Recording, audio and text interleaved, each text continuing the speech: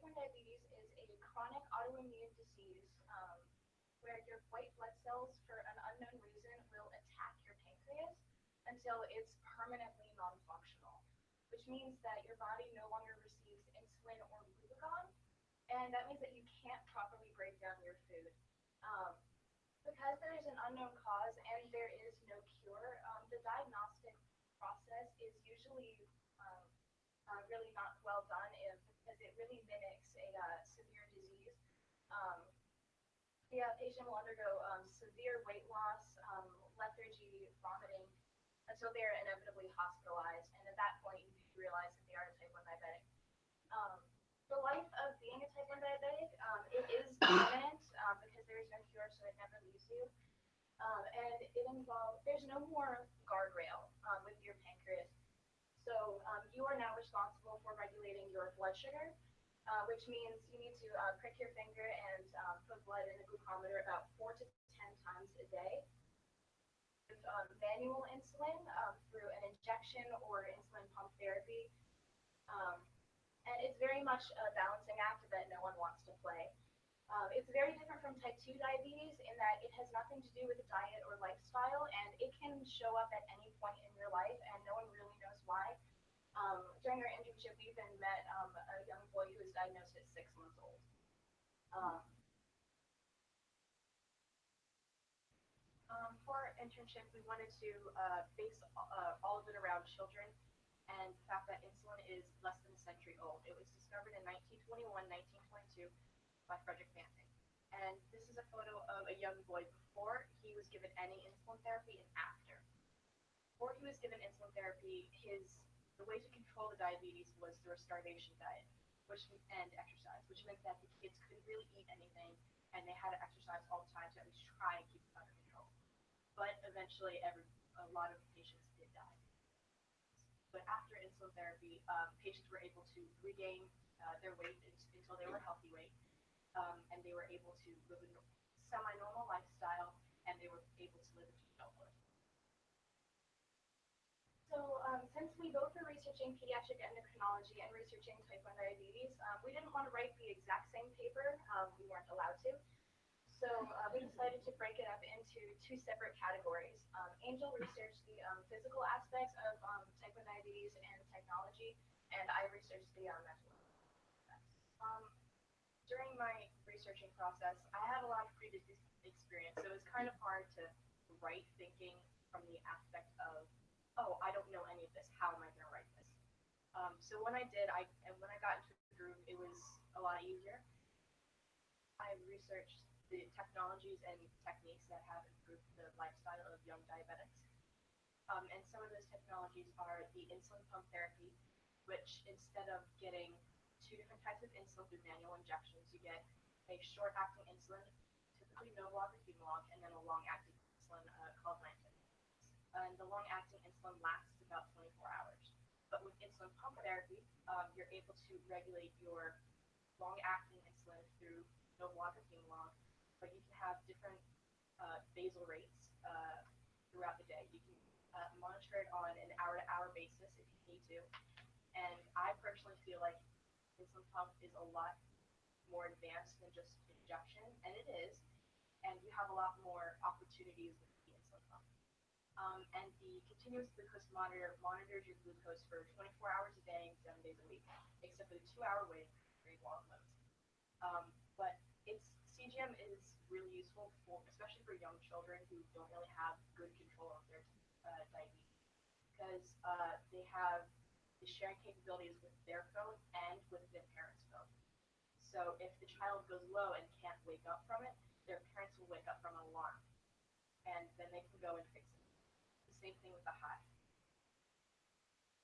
So with the technologies, I found that there's actually a really close correlation between poor mental health and type 1 diabetes because they're all in the endocrine system. The endocrine system is responsible for all of your hormones. So one issue in your endocrine system can really throw everything off. And it turns out that type 1 diabetes is actually really closely related with depression and panic disorders and anxiety, simply because it is all under the same umbrella. And especially because this lifestyle, especially for adolescents, is very difficult to get used to. It's hard to explain to a young child that no, your blood sugar is too high, you can't have ice cream at the same time as your friends, or you really do have to prick your finger all the time, and it does hurt, but it's what's going to keep you alive. So things like that. And so now with these developments and knowing that there is such a close correlation, a lot of hospitals and universities have started adding it to, I guess, to their program, where a lot of endocrine units have psychiatric units very close to them, and even doctors that specialize in both psychiatric care as well as type 1 diabetes, including UVA. So they're really amazing developments trying to fix this. For our internship, we were lucky enough to be able to intern with Dr. Christine Burt-Solorzano on the sixth floor of UVA's Battle Building Children's Hospital. For our internship, we followed Dr. Burt around throughout her day. We saw many amazing patients and kids, and we were able to connect with them on levels that we didn't think we would be able to. We got to talk to them about shared experiences, techniques that we developed ourselves, and we got to share these with these kids. We also got to talk to them about new technologies if they didn't have any insulin pumps or CGMs. We even managed to convince the kids to at least give these devices away. Yeah, there's actually one case of a young girl that really stood out to us. We met her, she was about 13 or 14 years old, and she was really struggling with keeping her numbers under control. She had told her doctor that by the time she got home from school every day, she would have numbers in about the 400s, and a normal blood sugar for a type 1 diabetic is about 80 to 180. So by the time you get that hyperglycemic, you feel terrible. You're hungry, you're thirsty, you're nauseous, you might even be vomiting. A lot of diabetics at a younger age are even hospitalized at that number. So naturally, she was very upset about it. And it was really cool to just see the problem-solving aspect of being a pediatric endocrinologist, because diabetes is an ever-changing disease, especially with adolescents who have a lot more they have to deal with. So Dr. Burt sat down with the girl and her mother and said, okay, we're going to change some of your carbohydrate ratios. So you're going to get more insulin at this time and less insulin at this time. We're going to put you on this new medication. And she rolled with it. It went fine. And then we saw her again a month later, and all of her high blood sugars were gone, but now she was dealing with some really severe lows. Like I said, the lowest that's safe is about 80, and she was dealing with 30s. And it was right about her bedtime, which is very dangerous, and it's terrifying to hear as a diabetic, because that's about the time you go to sleep. And numbers that low, you might not be able to wake up because you're very delirious. So we sat down with her again. We said, okay, we did too much. We're going to back off on a couple of these things. And by this point, it was really sad to see that she was starting to feel pretty defeated by it. She wanted to start quitting everything she was doing. She was doing soccer. She's doing some clubs with her school, and she figured, well, this must be what is altering my condition, so I'm just going to change it. And Dr. Burt said, no, you can't let it defeat you. We're going to keep changing things. It's going to be fine. The next time we saw her, it was another month later. Her high numbers were gone. Her low numbers were still a little present, but they weren't nearly as severe. Her and her mom were actually sleeping all the way through the night now. And not only did she not quit her soccer team, but she became co-captain, which felt really great.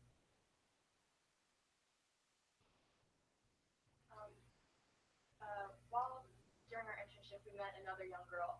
She was about 8 years old, and she had been type 1 diabetic for 2 years.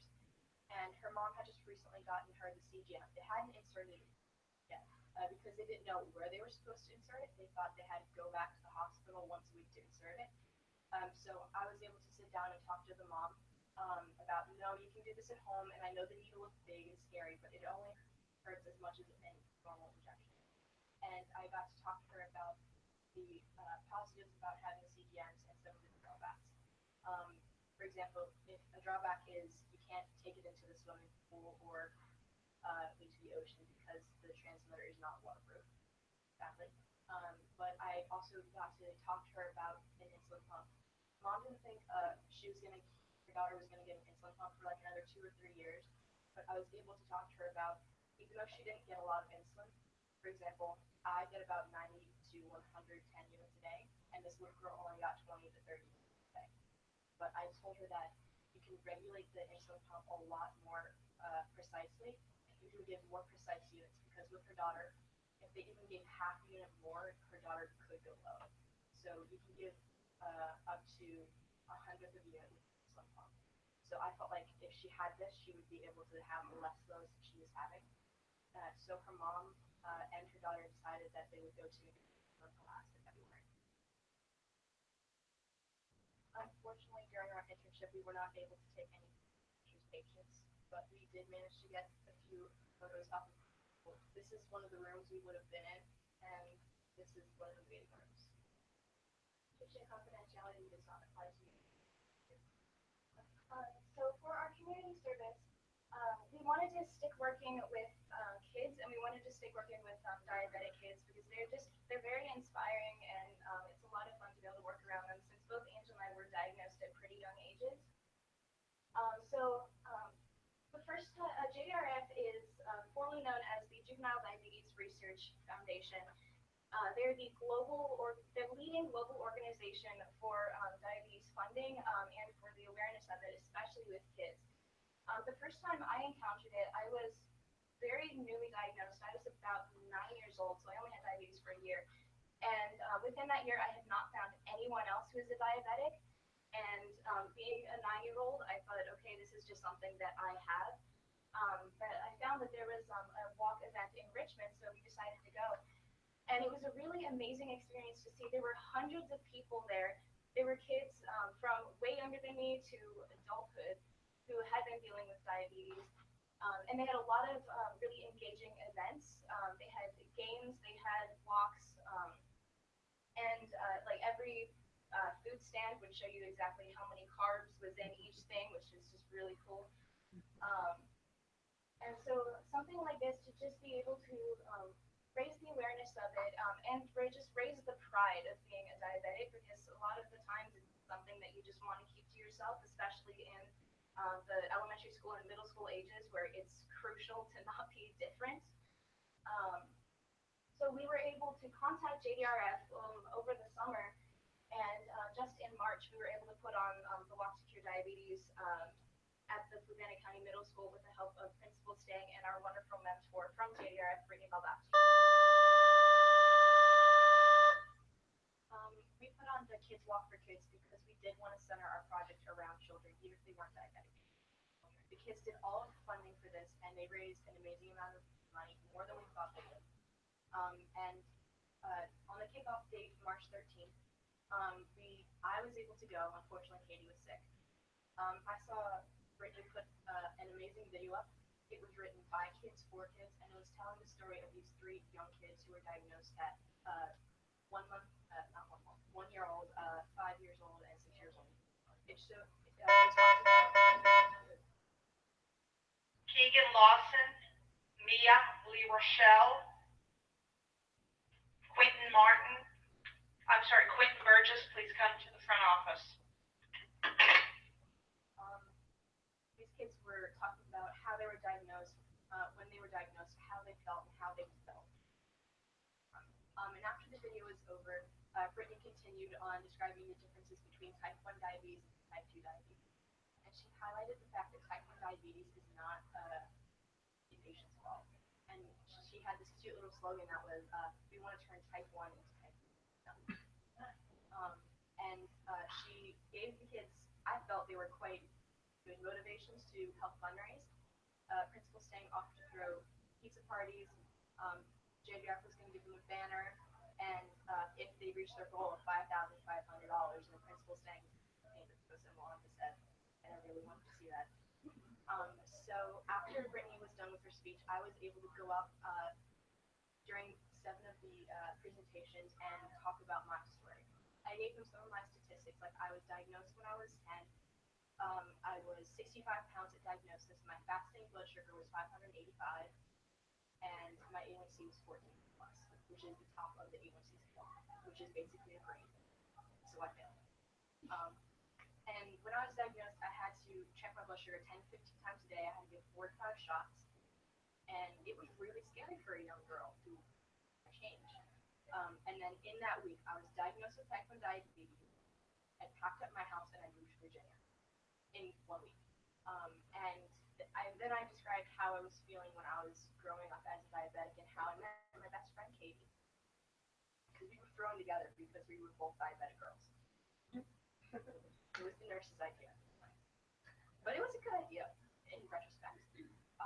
And then I was able to share how I'm feeling now and how I've grown as a person because of my diabetes into my future. And during my first presentation, I was crying. It was emotional, but I didn't feel like it was actually that emotional. And after my speeches, quite a few times, kids came up and talked to me and gave me hugs. And like that amazed me because I don't know these kids. I don't know their older siblings. And many of my peers will say, I'm not a touchy-feely person. And I'm a really quiet person, but I actually was able to talk to these kids. And some of them I shared experiences with, and some of the kids have family members. Quentin Burgess, Mia, LaRochelle, Keegan Lawson, please come to the front office.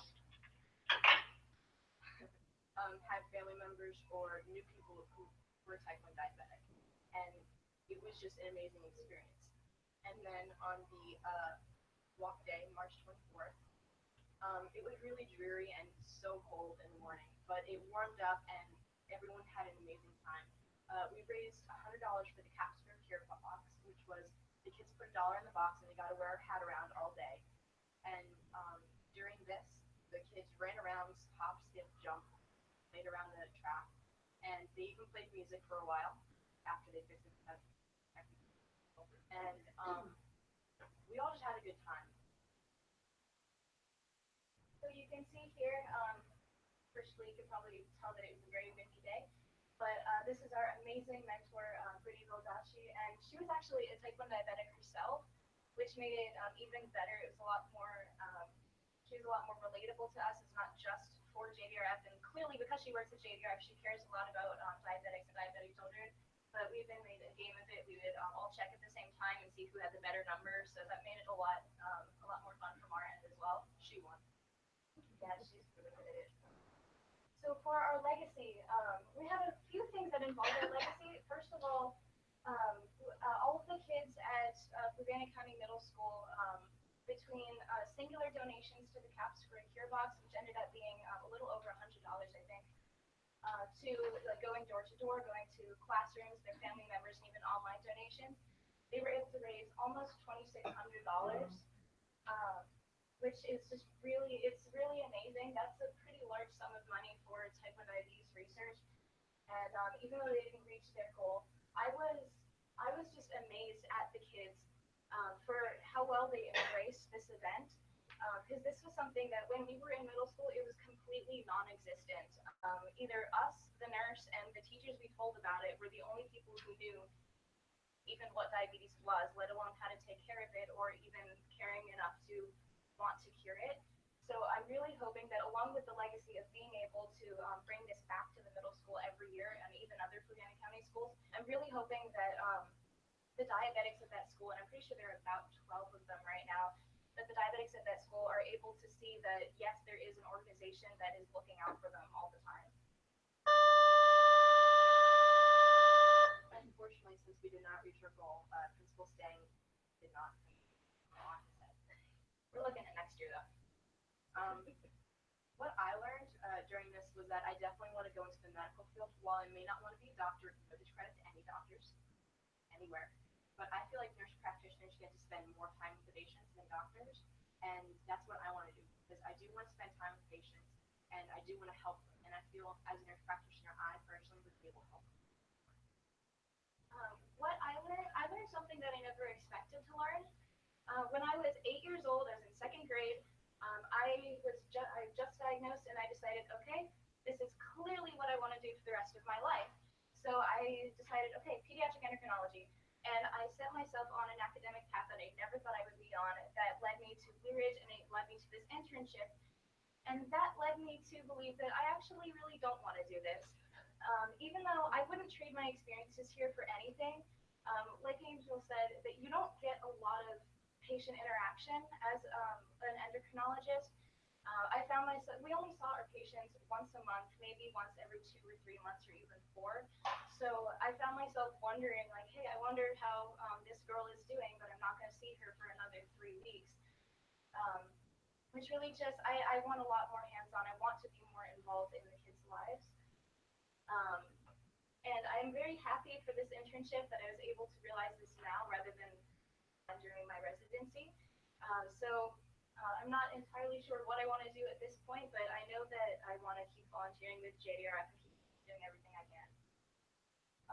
What we would do differently. And in the beginning, we had 3 parts to our community service, but in the end, we can only execute one of them. And that was for a number of reasons, but I feel like you should focus on one of them. You can have as many plans as you want, but just in the end, you're probably only going to be able to do one. So just put all of your effort, all of your energy into that. So that would be our advice. Is as much as you want to do, write everything down, plan it, send out all of the emails. But by the time it actually comes to do your internship and do your community service and set up your legacy, it's really easy to get really overwhelmed, which is what happened to us. And we're very happy that the walk went really well. We're very grateful for Dr. Burt and all of her colleagues. But we would recommend to more whittle it down so that you can really perfect a few things rather than scrambling for a bunch of things. Also, the traditional government school advice: don't procrastinate. Don't procrastinate. For my future, I plan to attend PVCC for 3 years to get my prereq and my RN degree, and then I plan to transfer to UVA to get my bachelor's degree and hopefully my end degree. And I will, for the foreseeable future, I will not be quitting my day job. And as I just said, my future has very recently gotten very foggy. So I also plan to attend PVCC in the fall. I will definitely not be quitting my day job, and I will see where that takes me. I plan to transfer to a university from there. Any questions?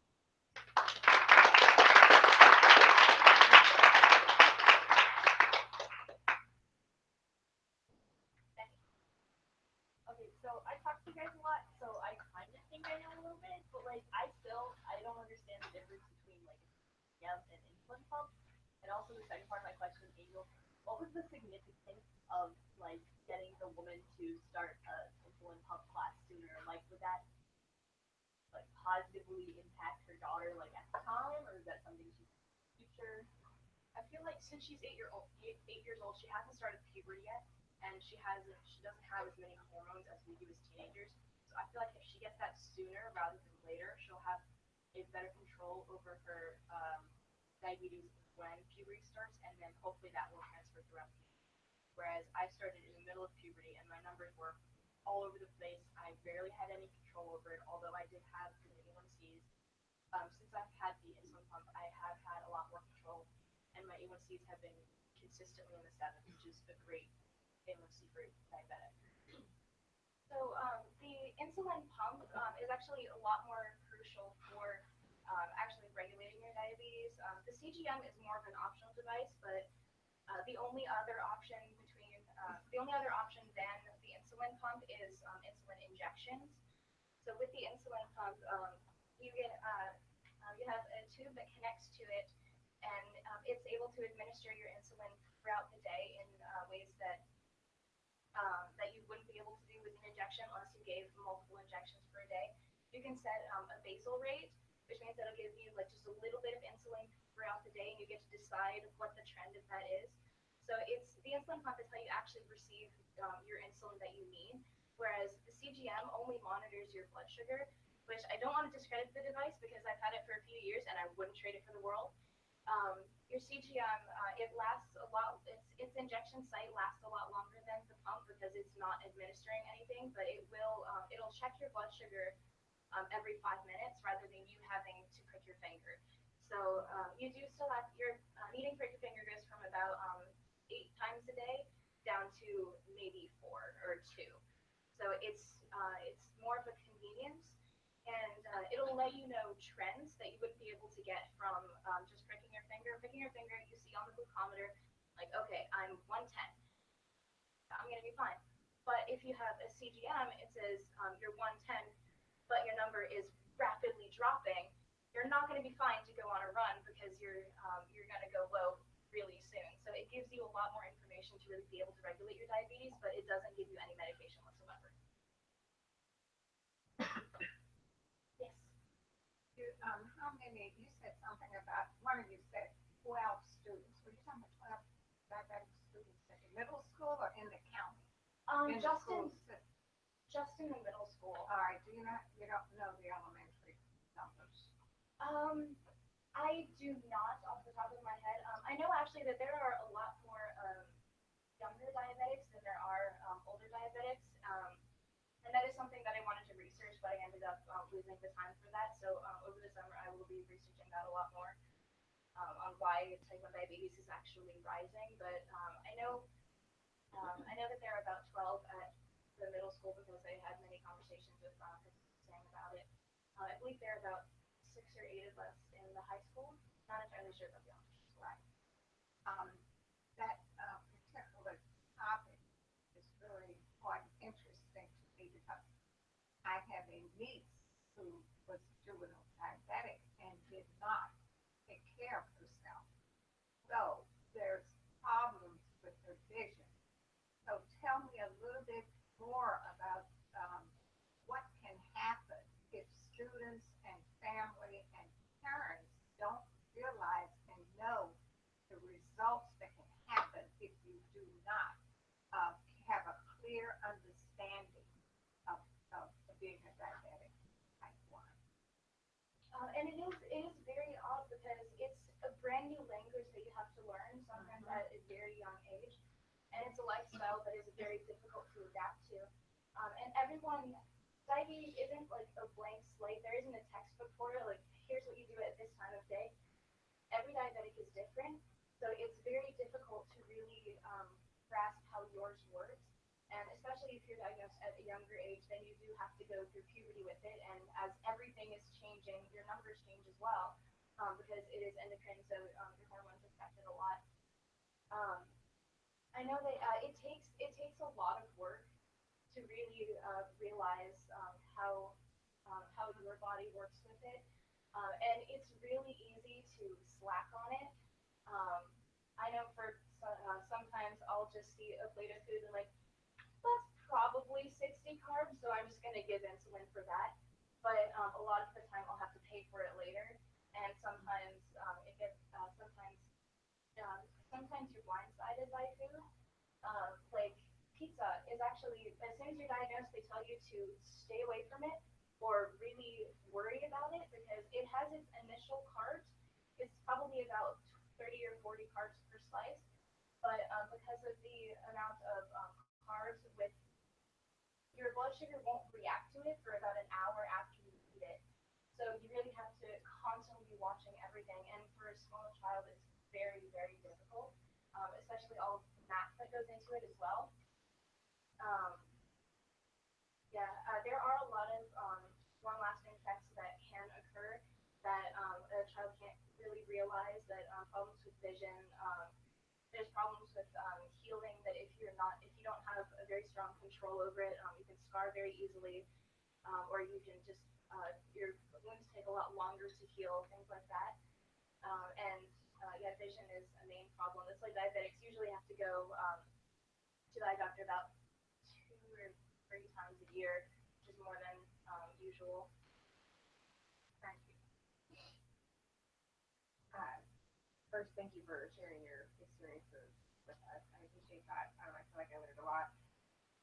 Do you think that there is room, based on your experience, and I know I don't remember which one, but one of you did mention about as a middle schooler, you just really don't want anybody to know anything about you. But do you think that there's room for maybe education around diabetes within the school system itself, like through health? I think there is because it can affect anyone. They could get type 1 or type 2. It doesn't, they are very similar, but they're completely different.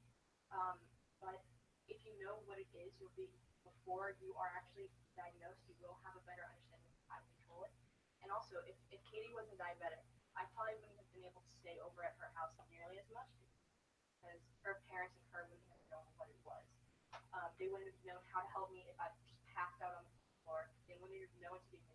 it on to get me up and then to call an ambulance. And they wouldn't have known how to handle if I went to 500, which did happen a few times. But they did know how to handle it, and I feel like if people in the school system, if the kids knew at least some way of helping them, that the kids would feel more open, and they would be able to tell people that they actually have this, and that they would be able to have more of a normal life. You have a bracelet or something, don't you? Yes. To show. Yeah, we both participated in the Yeah, okay. And with the education, that's why we're really excited that JBR can come back. Because we did find that in our internship, I didn't mention it during the presentation, but there were a lot of kids who were ashamed that they were diabetics and they didn't want their friends to know. And granted, it did put a staple in sleepovers to have to say, hey, if I pass out, you need to stab me through the jeans with this fake needle that I have in my bag, just in case.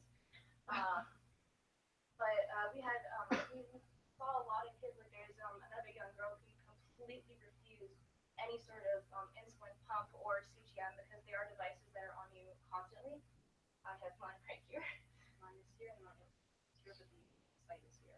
Yeah, so it is something that you have to wear all the time, but a lot of the kids did refuse them because they didn't want to look different. They didn't want a clear kid to be able to say, like, hey, what's that? So if we have more education on it and we have more pride of being a diabetic, I think that would really help the schools.